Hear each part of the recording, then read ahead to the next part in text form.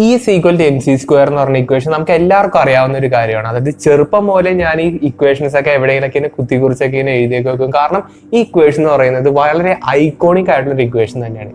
പക്ഷെ ഒട്ടുമിക്കവർക്കും മനസ്സിലാക്കാൻ പറ്റാത്തൊരു കാര്യം എന്താ വെച്ചാൽ ഇതിന്റെ ശരിക്കുള്ള അർത്ഥം ഈ ചെറിയ ഇക്വേഷൻ കൊണ്ട് ശരിക്കും എന്താണ് ഉദ്ദേശിക്കുന്നത്. അത് മാത്രമല്ല, നമ്മുടെ ലൈറ്റിന് എന്തുകൊണ്ടാണ് മാസ് ഇല്ല എന്ന് പറയുന്നത്. ഈ ഇക്വേഷൻ ഉപയോഗിച്ച് എങ്ങനെയാണ് ലൈറ്റിന് മാസ് ഇല്ല എന്ന് നമുക്ക് മനസ്സിലാക്കാൻ പറ്റുന്നത്. ആ കാര്യങ്ങളൊക്കെ ആയിരിക്കും ഞാൻ വളരെ സിമ്പിൾ ആയിട്ട് ഈ വീഡിയോ നിങ്ങളുടെ അടുത്ത് പറഞ്ഞുതരാൻ പോകുന്നത്. സത്യം പറഞ്ഞാൽ എന്തുകൊണ്ടാണ് ലൈറ്റിന് മാസ് ഇല്ല എന്ന ഒരു കാര്യം എനിക്ക് പല രീതിയിൽ എക്സ്പ്ലെയിൻ ചെയ്യാൻ പറ്റും. ഓക്കെ, പക്ഷെ ഞാൻ ഈ ഒരു പെർട്ടിക്കുലർ വീഡിയോയിൽ എല്ലാവർക്കും മനസ്സിലാക്കാൻ പറ്റുന്ന രീതിയിലായിരിക്കും എക്സ്പ്ലെയിൻ ചെയ്യുന്നത്. അതായത് ഏറ്റവും സിംപിളസ്റ്റ് ആയിട്ടുള്ളത്, ഏറ്റവും ഷോർട്ടസ്റ്റ് ആയിട്ടുള്ള എക്സ്പ്ലനേഷൻ ആയിരിക്കും ഞാൻ ഈ വീഡിയോയിൽ തരുന്നത്. അതിന്റെ ജനറൽ ആയിട്ടുള്ള, അതായത് ബ്രോഡ് ആയിട്ടുള്ള എക്സ്പ്ലനേഷൻ ഞാൻ ഈ വീഡിയോയിൽ പറയുകയാണെങ്കിൽ നിങ്ങൾക്ക് സത്യം പറഞ്ഞാൽ അവിയൽ പരിപോയിപ്പോകും. കാരണം അത് ഒരുപാട് കാര്യങ്ങൾ എനിക്ക് എക്സ്പ്ലെയിൻ ചെയ്താൽ മാത്രമാണ് എനിക്ക് ആ ഒരു കൺസെപ്റ്റിലേക്ക് എനിക്ക് വരാൻ പറ്റുള്ളൂ. അതുകൊണ്ട് തന്നെ വളരെ ഷോർട്ട് ആയിട്ടുള്ള ഒരു എക്സ്പ്ലനേഷൻ ആയിരിക്കും ഞാൻ ഈ വീഡിയോയിൽ തരുന്നത്. E is equal to M C square എന്ന് പറഞ്ഞ ഇക്വേഷൻ ശരിക്കും പറഞ്ഞാൽ ഒരു ഷോർട്ട് ഇക്വേഷൻ ആണ്. ഓക്കെ, അപ്പൊ ഇതിന്റെ ലോങ് ഇക്വേഷൻ എന്ന് പറയുമ്പോൾ നമുക്ക് അതിനകത്ത് മൊമെന്റം എന്ന് പറഞ്ഞ ഒരു ഫാക്ടറും കൂടി കൂടിച്ചേർക്കാൻ പറ്റും. ഞാൻ നിങ്ങളുടെ അടുത്ത് ഒരു ചോദ്യം ചോദിക്കട്ടെ.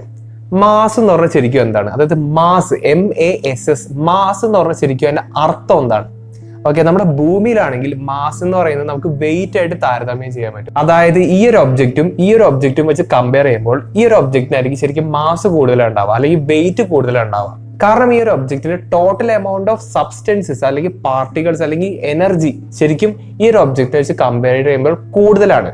ഓക്കെ, അപ്പൊ നിങ്ങളൊരു കാര്യം ഇവിടെ ശ്രദ്ധിച്ചിട്ടുണ്ടാവും. ഞാൻ എനർജി എന്നുള്ള ഒരു കാര്യം കൂടി ഇവിടെ പറഞ്ഞു. അതായത് ശരിക്കും പറഞ്ഞാൽ is equal to M C square equation നിങ്ങൾ ഒന്നും കൂടി ഒന്ന് എടുത്തു നോക്കാം.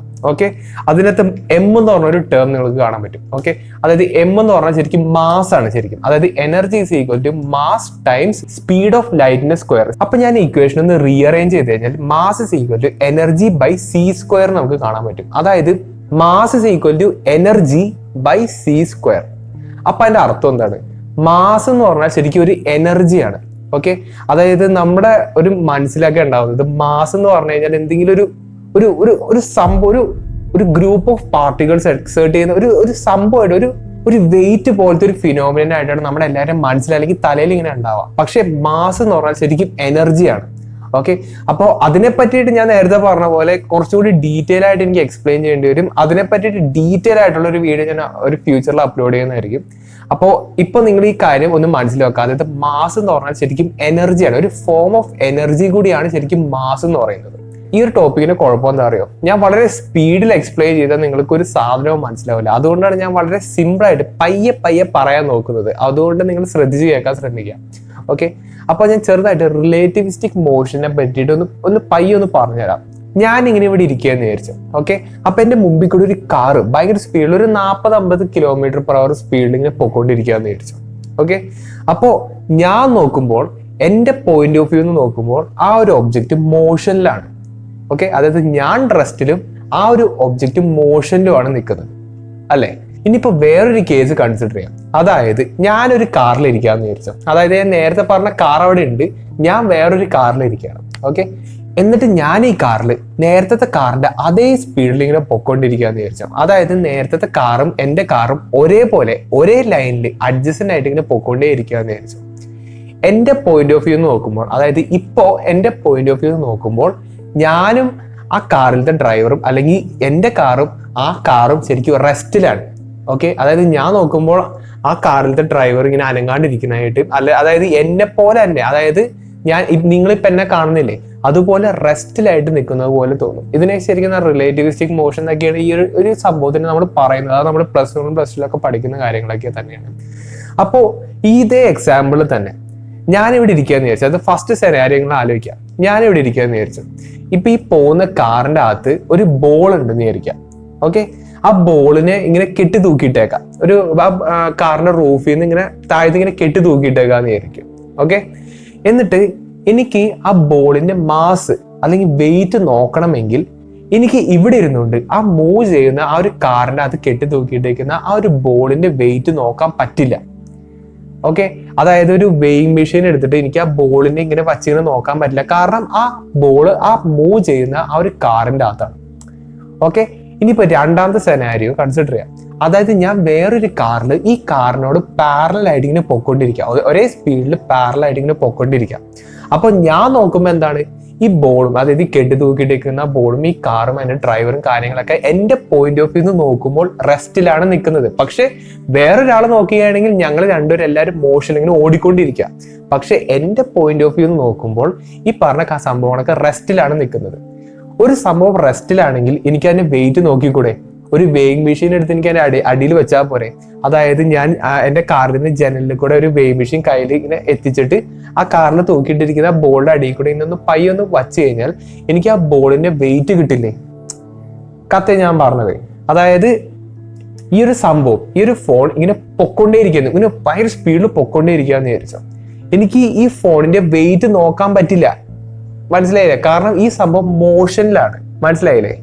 അപ്പോ ഈ ഒരു സംഭവം ഇതിപ്പോ മോഷനിലല്ല, അതുകൊണ്ട് തന്നെ എനിക്ക് ഈ സാധനത്തിന്റെ വെയിറ്റ് ഇവിടെ വെച്ച് എടുക്കാൻ പറ്റും. കാരണം എന്താ, ഈ സംഭവം മോഷനിലല്ല, റെസ്റ്റിലാണ്. ഞാൻ റെസ്റ്റിലാണ്, ഈ ഒരു സംഭവം റെസ്റ്റിലാണ്. അപ്പോ ഞാൻ നേരത്തെ പറഞ്ഞ എക്സാമ്പിളിലെ സെക്കൻഡ് സെനാരിയോയില് ഞങ്ങൾ രണ്ടുപേരും എഫക്റ്റീവ്ലി പുറത്തുനിന്ന് ഒരാൾ റെസ്റ്റിൽ നിൽക്കുന്ന ഒരാളെ വെച്ച് നോക്കുകയാണെങ്കിൽ അത് മോഷനിലാണെങ്കിലും എന്നെ വെച്ച് നോക്കുമ്പോൾ ആ സംഭവം ശരിക്കും റെസ്റ്റിലാണ്. കാരണം ഞാനും ആ ഒരു കാറും ആ ബോളും കാര്യങ്ങളൊക്കെ പോകുന്ന സ്പീഡ് സെയിം ആണ്. ഓക്കെ, അതുകൊണ്ട് ഞങ്ങൾ രണ്ടും റെസ്റ്റിലാണ്. ഈ ഒരു കാര്യം നിങ്ങൾക്ക് കത്തിയെന്ന് വിചാരിക്കണം.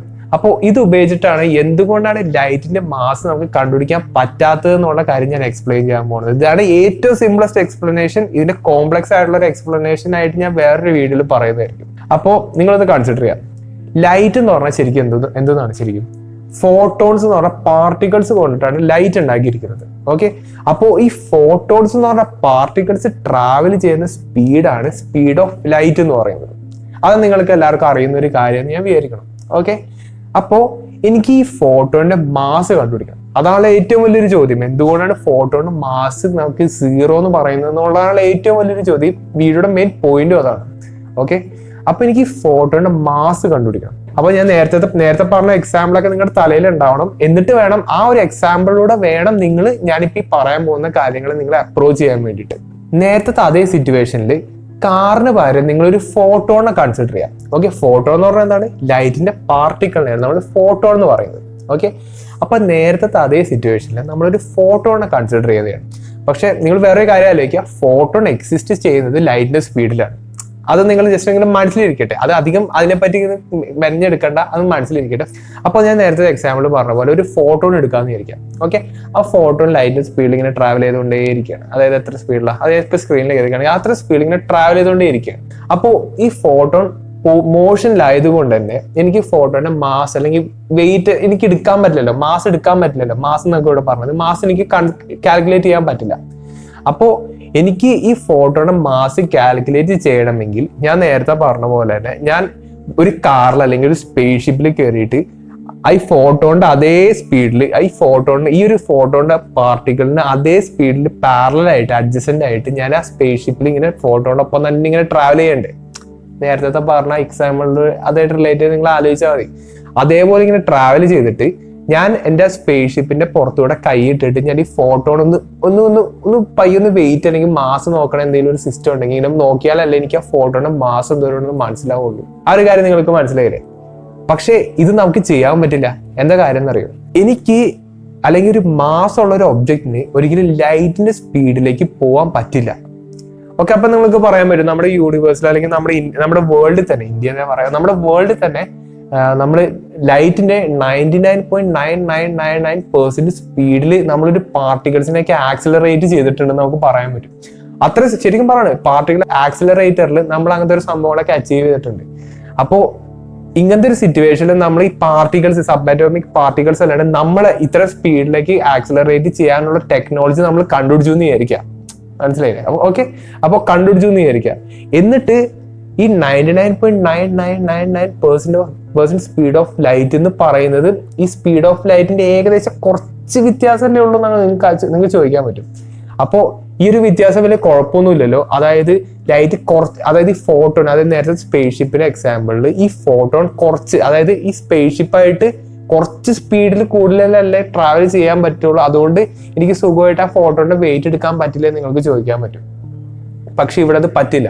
കാരണം എന്താ വെച്ചാൽ ഈ 99.99% സ്പീഡ് ഓഫ് ലൈറ്റിൽ ട്രാവൽ ചെയ്യുന്ന എൻ്റെ ആ ഒരു പോയിന്റ് ഓഫ് വ്യൂ നോക്കുകയാണെങ്കിൽ ഈ ഫോട്ടോൺസ് അപ്പോഴും മോഷനിലാണ് അല്ലേ. എൻ്റെ സ്പീഡിന് കൂടുതൽ സ്പീഡിലാണ് ഈ ഫോട്ടോൺസ് ട്രാവൽ ചെയ്തുകൊണ്ടിരിക്കുന്നത് കത്തിയിലെ. അതുകൊണ്ട് തന്നെ നമുക്ക് ഫോട്ടോൺസിന്റെ മാസ് അപ്പോഴും കാൽക്കുലേറ്റ് ചെയ്യാൻ പറ്റില്ല. ഇനി എന്തുകൊണ്ട് നമുക്ക് ലൈറ്റിന്റെ സ്പീഡിൽ ട്രാവൽ ചെയ്യാൻ പറ്റുന്നില്ല, അതിനൊരു ഉത്തരം ഞാൻ പറഞ്ഞുതരാം. അതായത് ഒരു ഒബ്ജക്റ്റ്, ഒരു മാസ് ഉള്ള ഒരു ഒബ്ജക്റ്റ് ആണെന്ന് വെച്ചോ, അത് ലൈറ്റിന്റെ സ്പീഡിലേക്ക് അപ്രോച്ച് ചെയ്യുന്നതോറും അതായത് അതിന്റെ വെലോസിറ്റി കൂടുന്നതനുസരിച്ച് അതിന്റെ മാസും ചെറുതായിട്ട് ഇങ്ങനെ ഇൻക്രീസ് ചെയ്യും. ഓക്കെ, അതായത് ചിലപ്പോൾ ഒരു 2 ഗ്രാം എന്നുള്ള സാധനം ചിലപ്പോൾ 2.1 അങ്ങനെ തന്നെ പൈ കൂടി കൂടി വരും. അങ്ങനെ സിമ്പിളായിട്ട് പറയുക കേട്ടോ. അപ്പോൾ അങ്ങനെ പോവുകയാണെങ്കിൽ ആ ഒബ്ജക്റ്റിന്റെ വെലോസിറ്റി കൂടുന്നതനുസരിച്ച് അതിന്റെ മാസും ചെറുതായിട്ട് കൂടി കൂടി കൂടി കൂടി വരും. ഓക്കെ, അപ്പോൾ മാസ് കൂടുന്നതനുസരിച്ച് എനിക്ക് ആ ഒബ്ജക്റ്റിനെ ലൈറ്റിന്റെ സ്പീഡിലേക്ക് ആക്സിലറേറ്റ് ചെയ്യാൻ വേണ്ട എനർജിയും കൂടും. മനസ്സിലായില്ലേ? കാരണം അത്രയും മാസിനെയാണ് ഞാൻ ഇങ്ങനെ കൂടിക്കൊണ്ടേയിരിക്കുന്ന മാസിനെ എനിക്ക് ലൈറ്റിന്റെ സ്പീഡിലേക്ക് ആക്സിലറേറ്റ് ചെയ്യണമെങ്കിൽ എനിക്ക് അതിന് വേണ്ടിയിട്ട് എനർജിയും എക്സ്പോണൻഷ്യലി മാസിനനുസരിച്ച് ഇങ്ങനെ കൂടിക്കൂടി വരില്ലേ. അതുകൊണ്ട് തന്നെ ഒരു മാസുള്ള ഒബ്ജക്റ്റിനും ഒരിക്കലും ലൈറ്റിന്റെ സ്പീഡിലേക്ക് അപ്രോച്ച് ചെയ്യിക്കാൻ പറ്റില്ല. ഓക്കെ, അതാണ് ജനറൽ ആയിട്ടുള്ള എല്ലാവർക്കും മനസ്സിലാക്കാൻ പറ്റുന്ന ഒരു സിമ്പിൾ ആയിട്ടുള്ള ഒരു എക്സ്പ്ലനേഷൻ. ഓക്കെ, അപ്പോൾ ഒരു സംഭവത്തിന്, ഒരു പാർട്ടിക്കിളിന് അല്ലെങ്കിൽ ഫോട്ടോൺസിന്റെ സ്പീഡിൽ നമുക്ക് ട്രാവൽ ചെയ്യാൻ പറ്റാത്തത് കൊണ്ടാണ്, ശ്രദ്ധിച്ചു കേൾക്കാം, ഫോട്ടോൺസിന്റെ സ്പീഡിൽ, ഞാൻ ആദ്യത്തെ പറഞ്ഞ കാറിന്റെ കേസായിട്ട് നിങ്ങൾ കമ്പയർ ചെയ്താൽ മതി, ഫോട്ടോൺസിന്റെ സ്പീഡിൽ നമുക്ക് ഒരിക്കലും ട്രാവൽ, ഒരു മാസമുള്ള ഒരു സംഭവത്തിന് ഒരിക്കലും ട്രാവൽ ചെയ്യാൻ പറ്റാത്തത് കൊണ്ടാണ് നമുക്ക് ഫോട്ടോൺസിന്റെ മാസ് കാൽക്കുലേറ്റ് ചെയ്യാൻ പറ്റാത്തത്. അതുകൊണ്ടാണ് ഫോട്ടോൺസിന്റെ മാസ് ഇല്ലെന്നുള്ള കാര്യം നമ്മൾ പറയുന്നത്. മനസ്സിലായോ? സിംപിളസ്റ്റ് ആയിട്ടുള്ള ഒരു എക്സ്പ്ലനേഷൻ ആണ് ഇത്. ഇതിന്റെ ഒരു ഡീറ്റെയിൽ എക്സ്പ്ലനേഷൻ ഉണ്ട്, ഞാൻ നേരത്തെ പറഞ്ഞ പോലെ ഞാൻ വേറൊരു വീഡിയോയിൽ പറഞ്ഞുതരാം. ഇതിപ്പോ ഒരു ഈ വീഡിയോ കാണുന്ന ഒട്ടുമിക്കവർക്കും മനസ്സിലാക്കാൻ വേണ്ടിയിട്ടുള്ള ഒരു എക്സ്പ്ലനേഷൻ ആണ് ഞാനിവിടെ പറഞ്ഞത്. ഈ ഒരു സംഭവം ഞാൻ വേറൊരു ആംഗിളിൽ നിന്ന് നോക്കുകയാണെങ്കിൽ ഒരിക്കലും ഒരു മാസമുള്ള സംഭവത്തിന് ലൈറ്റിന്റെ സ്പീഡിൽ ട്രാവൽ ചെയ്യാൻ പറ്റില്ല. ഓക്കെ, അതാണ് വേറൊരു ആംഗിളിൽ നിന്ന് ഞാൻ ഈ ഒരു കൺസെപ്റ്റിനെ നോക്കുകയാണെങ്കിൽ പറയാൻ പറ്റുന്നത്. അതായത് ഒരു സംഭവത്തിന് ലൈറ്റിന്റെ സ്പീഡിൽ ട്രാവൽ ചെയ്യണമെങ്കിൽ ആ സംഭവത്തിന് മാസ് ഉണ്ടാവരുത്. മനസ്സിലായേ? അതാണ് ഈ ഒരു സംഭവത്തിനെ വേറൊരു രീതിയിൽ നമ്മൾ ആലോചിക്കുമ്പോൾ പറയാൻ പറ്റുന്നത്. വേറൊരു കാര്യം കൂടി ഞാൻ പറഞ്ഞുതരട്ടെ. ലൈറ്റിന് ശരിക്കും മൊമെന്റും ഉണ്ട്. മാസ് ഇല്ലെങ്കിലും ലൈറ്റിന് മൊമെന്റും ഉണ്ട്. അപ്പോൾ അത് ഞാൻ ഈ വീഡിയോയിൽ പറഞ്ഞു കഴിഞ്ഞാൽ ശരിക്കും പറഞ്ഞാൽ അവയില് പരിവായി പോകും. അതുകൊണ്ട് ഞാൻ എന്തായാലും അത് ഈ വീഡിയോയിൽ ഞാൻ പറയുന്നില്ല. അതിന്റെ ഒരു കംപ്ലീറ്റ് എക്സ്പ്ലനേഷൻ അനുസരിച്ച് ഞാൻ വേറൊരു വീഡിയോ, അടുത്ത വീഡിയോ ആയിരിക്കണം എന്നില്ല, അതിന്റെ ഒരു നല്ല ഡീറ്റെയിൽഡ് വീഡിയോ എനിക്ക് ശരിക്കും നിങ്ങളടുത്ത് പറഞ്ഞ് മനസ്സിലാക്കണമെങ്കിൽ എനിക്ക് തന്നെ നല്ലോണം നല്ല രീതിയിൽ റെഫർ ചെയ്താൽ മാത്രമാണ് നിങ്ങൾക്ക് മനസ്സിലാക്കാൻ പറ്റുന്ന രീതിയിൽ, ഞാൻ പഠിക്കുന്ന രീതിയിൽ നിങ്ങളും എക്സ്പ്ലെയിൻ ചെയ്തിട്ട് കാര്യമില്ലല്ലോ, നിങ്ങൾക്കും കൂടി മനസ്സിലാവണ്ടേ.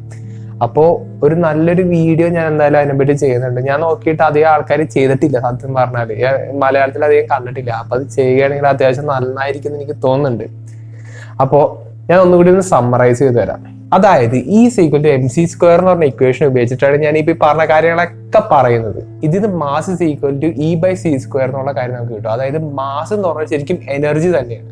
അതാണ് ഞാൻ ഈ വീഡിയോയുടെ തുടക്കം പറഞ്ഞത്. ഈ ഒരു സംഭവം അടുത്ത വീഡിയോയിൽ നിങ്ങൾക്ക് എന്തായാലും ആവശ്യം വരും. കാരണം ഞാൻ ഇതിനെ പറ്റിയിട്ടായിരിക്കും അടുത്തതല്ല ഇതിനെപ്പറ്റി ഫ്യൂച്ചർ വീഡിയോയിൽ ഞാൻ പറയാൻ പോകുന്നത്. ഓക്കെ, അപ്പോൾ ഒരു ഫോട്ടോൺ ലൈറ്റിന്റെ സ്പീഡിൽ ട്രാവൽ ചെയ്യുന്ന ഒരു ഫോട്ടോ നമ്മൾ കൺസിഡർ ചെയ്യാന്ന് വിചാരിക്കാം. ഓക്കെ, അപ്പൊ ഈ ഫോട്ടോയുടെ മാസ് അല്ലെങ്കിൽ വെയിറ്റ് നമ്മൾ നോക്കണമെങ്കിൽ എനിക്ക് ഒരു ഒബ്ജക്റ്റിന് ആ ഫോട്ടോന്റെ അതേ സ്പീഡിൽ തന്നെ പോകണ്ടേ. അപ്പോൾ അതേ സ്പീഡിൽ തന്നെ പോയാൽ മാത്രമാണ് എനിക്ക് ആ ഫോട്ടോന്റെ മാസ് എത്രയുണ്ട് അല്ലെങ്കിൽ വെയിറ്റ് എത്രയുണ്ടെന്ന് നോക്കാൻ പറ്റുള്ളൂ. പക്ഷെ ഇവിടുത്തെ കുഴപ്പമെന്ന് അറിയാം, ഒരു മാസമുള്ള ഒബ്ജക്റ്റിന് ഒരിക്കലും ഫോട്ടോന്റെ അതേ ലൈറ്റിന്റെ സ്പീഡിൽ ട്രാവൽ ചെയ്യാൻ പറ്റില്ല. അത് പറ്റാത്തതിന്റെ റീസൺ എന്താ വെച്ചാൽ നമ്മളൊരു ഒബ്ജക്റ്റിന്, ഒരു മാസമുള്ള ഒരു ഒബ്ജക്റ്റിന് ലൈറ്റിന്റെ സ്പീഡിലേക്ക് ആക്സിലറേറ്റ് ചെയ്യുമ്പോൾ ആ ഒബ്ജക്റ്റിന്റെ മാസ് പയ്യെ ഇൻക്രീസ് ചെയ്യും. ഈ മാസ് പയ്യെ ഇൻക്രീസ് ആവുന്നത് കൊണ്ട് ആ ഒബ്ജക്റ്റിനെ ലൈറ്റിന്റെ സ്പീഡിലേക്ക് ആക്സിലറേറ്റ് ചെയ്യാൻ വേണ്ട എനർജിയും ഇൻഫിനിറ്റിയിലോട്ട് ഇൻക്രീസ് ആവും. ഓക്കെ, ഇൻഫിനിറ്റിയിലേക്ക് പോകുന്നതാണ് പറയുന്നത്, ഇൻഫിനിറ്റിയിലോട്ട് പോകും. ഈ ഒരു സംഭവം ഉള്ളത് കൊണ്ട് നമുക്കൊരു ഒബ്ജക്റ്റിനെയും ഒരിക്കലും ലൈറ്റിന്റെ സ്പീഡിലേക്ക് ആക്സിലറേറ്റ് ചെയ്യാൻ പറ്റില്ല. മനസ്സിലായില്ലേ? പക്ഷെ ഫോട്ടോനോട് യാത്ര ചെയ്യുന്നത് ലൈറ്റിന്റെ സ്പീഡിലാണ്. അപ്പോൾ അതുകൊണ്ട് തന്നെ നമുക്ക് ഒരിക്കലും ലൈറ്റിന്റെ മാസ് എന്തോരം ഉണ്ടെന്ന് നമുക്ക് കാൽക്കുലേറ്റ് ചെയ്യാൻ പറ്റില്ല. അപ്പോൾ അതാണ് ശരിക്കും ഇതിന്റെ ഒരു സമ്മറി എന്ന് പറയുന്നത്. ശരിക്കും പറഞ്ഞാൽ ഇതാണ് ഞാൻ നേരത്തെ എപ്പോഴും 2 പ്രാവശ്യം എന്ന് പറയുന്നത് ഇതിന്റെ ഏറ്റവും സിംപ്ലസ്റ്റ് ആയിട്ടുള്ള ഒരു ഡെഫിനേഷൻ അല്ലെങ്കിൽ ഒരു എക്സ്പ്ലനേഷൻ ആണ് ഞാനിപ്പോൾ ഈ വീഡിയോയിൽ തന്നത്. അപ്പോൾ ഇതിന്റെ കുറച്ചുകൂടി ഡീറ്റെയിൽ ആയിട്ടുള്ള ഒരു വീഡിയോ എന്തായാലും ഞാൻ ഇതിന്റെ ഫ്യൂച്ചറിൽ അപ്ലോഡ് ചെയ്യുന്നതായിരിക്കും. അപ്പോൾ നമുക്ക് അവിടെ കാണാം. പിന്നെ അത് മാത്രമല്ല ഞാൻ കമ്മ്യൂണിറ്റി ടാബിൽ ഒരു സംഭവം അപ്ലോഡ് ചെയ്തിട്ടുണ്ട്. അപ്പോൾ അതിൻ്റെ അകത്ത് ഫ്യൂച്ചർ ഐഡിയാസ് അല്ലെങ്കിൽ നിങ്ങൾക്ക് എന്തെങ്കിലും ഡൗട്ടോ നിങ്ങൾക്ക് ജെന്യുവൻ ആയിട്ട് എന്തെങ്കിലും സ്പേസിനെ പറ്റിയിട്ടൊക്കെ എന്തെങ്കിലും ഡൗട്ടോ കാര്യങ്ങളൊക്കെ ഉണ്ടെങ്കിൽ അതിൻ്റെ അകത്ത് ജസ്റ്റ് ഒരു കമന്റ് ഇട്ടാൽ മതി. അപ്പോൾ അതിൻ്റെ ഉത്തരങ്ങൾ ഞാൻ അടുത്ത വീഡിയോയിൽ പറയുന്നതായിരിക്കും. നിങ്ങൾ ചോദിക്കുന്ന ചോദ്യങ്ങൾക്ക് ഞാൻ മാക്സിമം ഉത്തരം തരാൻ ശ്രമിക്കാം. അപ്പോൾ അത്രയൊക്കെ ഉള്ളൂ, ഞാൻ അധികം വലിച്ചു നീട്ടുന്നില്ല. അപ്പോൾ നല്ലൊരു ടോപ്പിക്കായിട്ട് നമുക്ക് ഇനി അടുത്ത വീഡിയോ കാണാം.